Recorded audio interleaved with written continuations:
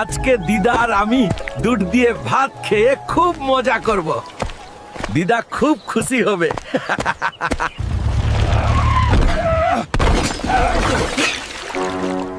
অবাধ্য হালকো, আমি তোকে দুধ আনতে বললাম, দুধের হাঁড়ি কোথায়?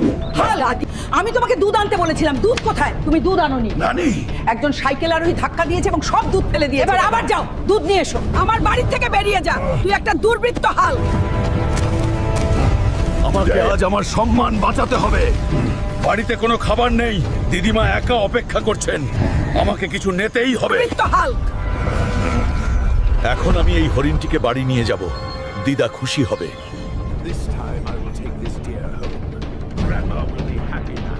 একটি বিশাল সোনালী হরিণ হাজির। হাল্কের সাথে ফিয়ার্স যুদ্ধ, তার গর্জনে জঙ্গল নীরব। এরপর হাল্ক হাসতে হাসতে